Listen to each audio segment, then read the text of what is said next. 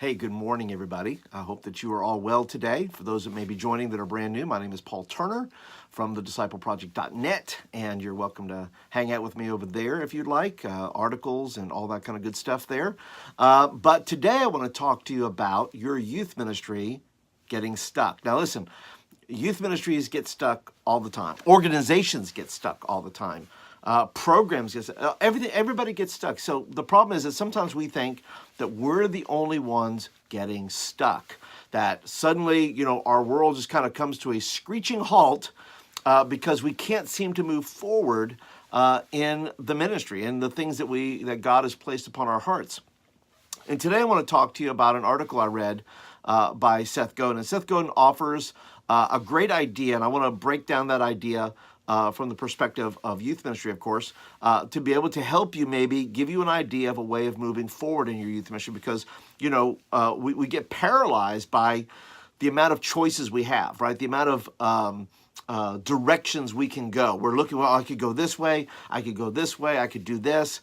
You know what? And really, our youth ministries are waiting for us to make a decision. It's not our youth ministry's fault that they can't move forward. They need leadership to move forward, and that's where you and I, as youth pastors, come in to be able to offer that leadership. And I like what Seth Godin says here. So if you're dealing with right now, you don't know how to move your youth ministry forward, you don't know how to start, everybody wants more students. Everybody wants, God to get the glory. Everybody wants more disciples. Everybody, listen, I understand that, but it all kind of comes to the point where it's really us making a decision. And sometimes we don't make a decision because it's a hard decision. Sometimes we don't make a decision because we don't know what the best decision is. Sometimes we don't make a decision because we're worried about being criticized. Well, let me tell you what, it's not going to be long before inaction results in criticism as well. To do nothing is going to maybe the greatest criticism you might receive is for not taking action at all. So today I want to offer you a simple way, like I said, that Seth Godin offers here. He says, look, why not do this? Why not take and write up 5 different plans, right? You have plans, you have ideas maybe to move the ministry forward, but maybe the problem is that you have too many ideas. So Seth says, well, why don't you go ahead and take and write up the 5 best plans you have to move this youth ministry forward. You can't do everything, but you can separate your ideas into these buckets, if you will. And so go ahead and take the time to write out your plan, 1 page per plan. If this is the way forward, okay. And just write it out. We could do X, so whatever X is, we could ramp up our outreach opportunity. So what does that look like moving forward? Well, we would do this and this and this and this. We need to double down on discipleship, whatever that looks like. We need to amp up our youth meetings in this way, or restructure them, or whatever that is. You say, well, can we do all of that? No, that's the problem. We can't do all of that. Maybe the expectation is that you should do all of that, but that's just not true. That you can't move forward by focusing on so many different things, right? Because that can lead, too many choices leads to paralysis. Think about going to the grocery store and seeing how many different, jars of peanut butter there are, or how many different choices there are of ice cream, or whatever it is. We stand there and we look and we just stare at these things. We go, that's a lot of choices. So what if you just go ahead and take those choices and break it down to 1 page, just 1 page, and write out what that scenario looks like, and write it out in detail, right? Then argue with it. I like that, what Seth says. He says, look, go ahead and take it and begin to argue with it and start to poke holes in your own ideas before anybody else does. Poke holes in those ideas and say, okay, well, that could be a problem. Well, what would be my answer to that? That could be an issue. What would be the answer to that? That could be a problem. What would be the answer to that? And start to argue with them. And then once you poke the holes in it and start saying, okay, that could be an issue if I move that plan forward, then answer those questions on that 1 page. Answer those questions as to the objections of why that plan, who would be objecting to it, and how would I be answering those. Then rework it, right? And then argue it in your mind or in front of a mirror, or like you're talking to your board or whoever it is you need to get permission from to do this, and say, okay, here's my case for this strategy. Here's my case for this strategy. Here's my case for this strategy. And so begin to write that out. Begin to put all those things in front of you so you can get a clearer picture. See, listen, we have all these ideas muddling in our mind. Once we get them out of here and onto a fresh sheet of paper, we can see the direction we'd like to go. Now, the final stage in that is once you have written it out, once you have answered the questions to the objections to that plan, go ahead and submit one of those plans to either your adult student leaders, your adult student leaders, your adults who are volunteers, or your student leader group, or both, right? And you not be in the room when they discuss it and say, look, I have some ideas.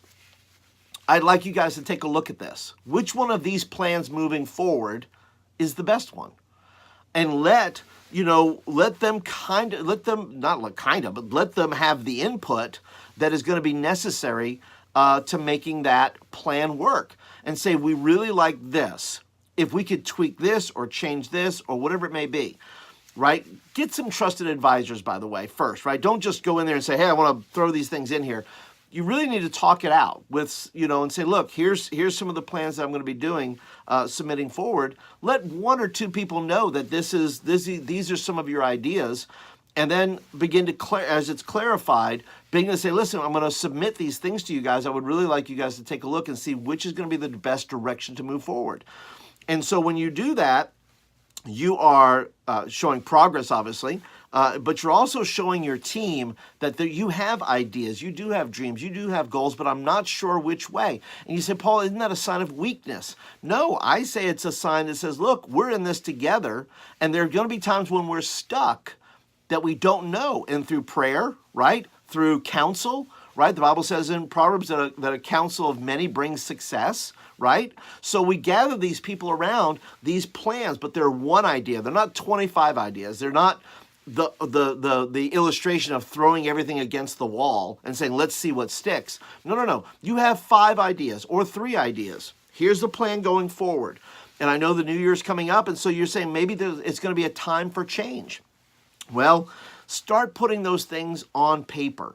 Begin to work out those ideas, poke holes in those ideas, argue that idea, and then say, okay, here's the 3 I think that are going to be able to get us unstuck and help us to move forward in the ministry. And then you begin to work that process and say, okay, now comes the part where you execute on that plan. As part of that one page, you're going to say, here's the plan going forward. Now, you may not put all the information there because you may not know everything, but you're going to have an idea of what this looks like moving forward. What does this look like 3 months from now?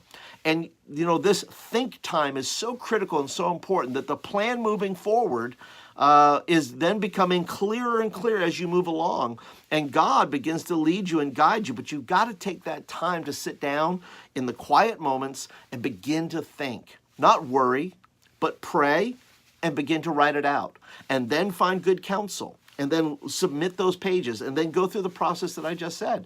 And so that is the way I think that Seth Godin here offers this idea. And I think this will work for you because it will clarify all those ideas you have in your mind. And you got to get them out of here, and you got to get them onto the paper. So, but that's it, guys. That's the deal, is find a way to get your group unstuck by simply taking moments to write out that plan. Now, listen, all this that I just gave you right now, I give to youth workers on a regular basis. I make videos, I write blog posts, I do all those things.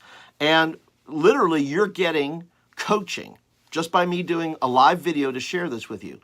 But it can get a little bit more detailed than that because I would love to work on your dreams and your goals. I would love to help you move your youth ministry forward. So what I'm going to do is I'm going to put a link down below to a ministry coaching opportunity that if you're looking for monthly ministry coaching, if you're looking for this kind of advice on a regular basis, if you're looking for this kind of, information on a regular basis, that you're going to have somebody that you're going to be able to come to every month in a private Facebook group, in a coaching scenario where it's not just for you, but it's going to be for other people. Because come January, I'm going to be having a mastermind group of youth workers who want to get together on a monthly basis and work through things like this. I'm not talking about just, random ideas. I'm talking about working on your ideas. How can we move forward together to get your youth ministry unstuck, to get your youth ministry reaching more kids for the cause of Christ, discipling more students, releasing more kids to ministry? That's what I hope. That's what my goal is for every youth pastor I talk to. When I'm talking to youth pastors right now who says, look, I want 2019 to be different than 2018. The key to that might be being a part of a ministry coaching group that's going to be worth your time and effort. And look, whatever the finances are and those kind of things, you can include that in your budget. If you're working on your budget right now, go ahead and start to include that. Check out the link that I put down below there. Check with your things, put it in the budget for your personal growth. There's always an element within your budget for your personal growth, whether that's conferences, whether that's resources, books, all that kind of stuff. Why not put that into a one-on-one relationship where I can help you move that youth ministry forward and help you grow as well? Help you grow as an individual, help you grow as a youth pastor, and put my 30 years of youth ministry experience to work for you. That's what I want to do. So, guys, I want to thank you so much for checking in, being a part of the live video. If you like the video, by the way, please go ahead and hit the thumbs up button. That's when you like the video and you want more of them. Be sure to share this with somebody, maybe your team, or maybe some other people that you know in your youth ministry network. Share that with them. But I would also like your comments. Leave me a comment down below. Is your youth ministry stuck?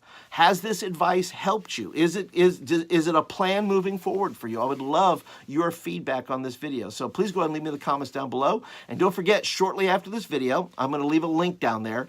And I would love you to take a look. If you have questions about coaching, if you have questions about what that program will look like going forward, please go ahead and ask me questions down below, or you can just send me an email to thedproject@me.com. You can always do that and just ask questions from there. But that is it for today, guys. I appreciate you guys being a part of today's little chit chat we have, and I look forward to hearing from you guys very soon. We'll talk to you guys later.